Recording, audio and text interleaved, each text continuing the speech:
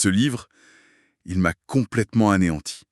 Vraiment, On parle bien de Cro-Blanc, de Jack London? c'est ça. On plonge. On plonge au cœur d'une lutte acharnée, pour la survie. Une exploration de ce qui nous rend sauvages ou au contraire civilisés. Le mot qui me vient tout de suite, c'est brutal. C'est l'histoire de Cro-Blanc, un chien-loup né dans le froid mais impitoyable du Grand Nord canadien. Et encore, on ne commence même pas à sa naissance, on commence dans le noir complet, avec juste des hurlements de loup et la mort qui rôde partout. C'est le paradoxe total de ce récit. C'est l'histoire d'un combattant né pour tuer qui va devoir apprendre à aimer. Un animal sauvage qui, au fond, cherche désespérément un maître. C'est dingue, non? C'est complètement fou. Et tout se joue sur une seule question. Est-ce que la gentillesse peut vraiment guérir une créature qui a été façonnée par la haine? Le récit s'ouvre sur une scène qui est glaçante. Ah oui? Deux hommes, Bill et Henry, ils luttent contre un froid polaire sur un traîneau. Et il transporte un cercueil, ce qui met tout de suite dans l'ambiance. Exactement. Et ils ne sont pas seuls. Pas du tout. Une meute de loups les traque. Des loups affamés. Et il y a cette louve qui mène la meute. Elle est différente. Oui, elle est particulièrement intelligente, rusée. On sent qu'elle connaît les hommes. Elle a une technique. Nuit après nuit, elle attire les chiens de traîneau, un par un, loin du feu. Pour que la meute les dévore. La tension elle est juste insoutenable. On finit par perdre l'un des hommes, Bill, qui est dévoré à son tour. C'est dans ce monde-là. Un monde régi par une seule loi. Manger ou être mangé. C'est exactement dans ce monde que naît Croque-Blanc. Il est le fils de cette fameuse louve, Quiche, et d'un vieux loup borgne. Il est le seul de toute la portée à survivre. C'est ça. Et sa première rencontre avec les hommes, c'est un tournant radical.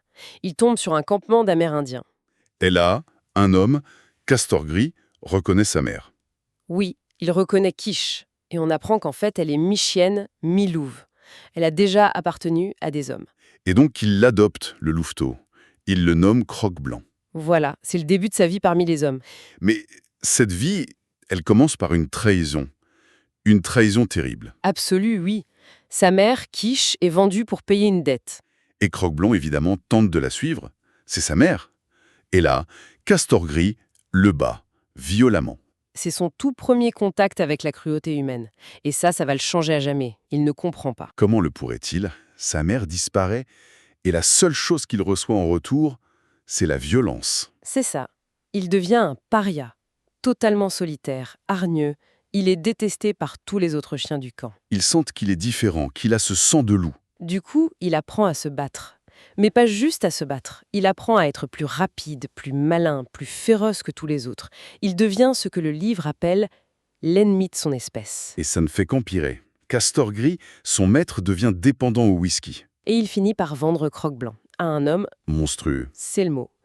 Un homme surnommé Beauty Smith, la belle Smith. L'ironie est terrible. Beauty Smith, lui, il voit tout de suite le potentiel dans cette rage. Il comprend ce qu'il peut en faire. Il va l'exploiter. Totalement. Il l'enferme, il le bat. Mais surtout, il se moque de lui. Il rit de lui. Dans les villes de chercheurs d'or, le loup combattant, invaincu. Une machine à tuer. Jusqu'au jour où sa carrière de combattant s'arrête, brutalement. Lors d'un affrontement contre un bulldog, Oui, pour la toute première fois, Croque-Blanc est sur le point de mourir. Le bulldog l'attrape à la gorge et ne lâche pas. Il est en train de s'étrangler. On se dit que c'est la fin. c'est là qu'intervient un autre personnage. Weedon Scott, un ingénieur des mines, un homme complètement différent. Il est révolté par la cruauté du spectacle. Révolté, il arrête le combat et il achète Croque-Blanc de force à Beauty Smith.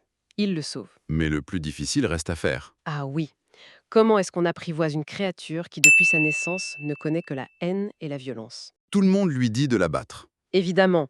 Mais Scott, lui, il s'arme de patience et de gentillesse. C'est un combat psychologique qui commence, très long, pour gagner sa confiance. Et il y a ce moment décisif. Le moment où Scott doit rentrer chez lui en Californie. C'est incroyable. Croque-Blanc, qui a enfin appris ce que c'est que l'affection, une caresse, il se laisse mourir de chagrin. Il ne mange plus. Il a trouvé son Dieu, et ce Dieu l'abandonne. C'est exactement ça. Et Scott, ému, revient le chercher. Il fait demi-tour. Mais même là, ce n'est pas si simple.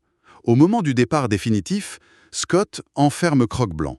Il se dit qu'il ne peut pas l'emmener avec lui, c'est trop dangereux. Mais là, Croque-Blanc fait quelque chose d'extraordinaire.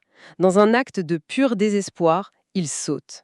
Il saute à travers une vitre pour rejoindre son maître. Il se lacère, il est en sang, mais il est là, sur le quai. Le choix est fait.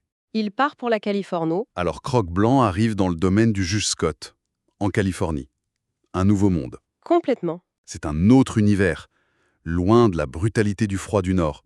On pourrait croire que c'est une fin heureuse. Il a enfin trouvé la paix. Et il apprend. Il apprend à cohabiter avec les autres animaux, à faire confiance. C'est ça, le loup sauvage est devenu le loup béni, comme l'appelle la famille. On pourrait s'arrêter là, Mais le passé finit toujours par revenir. toujours. Un criminel, un homme dangereux, nommé Jim Hall, s'est évadé de prison. Et ce n'est pas n'importe qui. C'est un homme que le juge Scott, le père de Whedon, a condamné des années plus tôt. Un homme qui ne vit que pour la vengeance. Et cet homme est décrit, il est décrit comme la version humaine de ce que Croque-Blanc était avant. Une bête féroce façonnée par l'injustice et la haine. Il se dirige droit vers la maison de la famille Scott.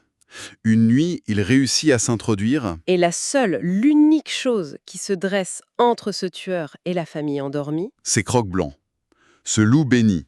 la question n'est pas de savoir s'il va se battre. Ça, on le sait, c'est en lui. La vraie question, la question qui nous reste à la fin, C'est de savoir ce qui restera de lui, de son âme qui a été si durement sauvée. après ce tout dernier combat, contre son propre reflet. Tiens, justement, ça me fait penser, j'ai une bonne nouvelle pour vous qui nous écoutez. Ce livre est disponible sur Audible et vous pouvez le récupérer gratuitement en cliquant sur le premier lien dans la description.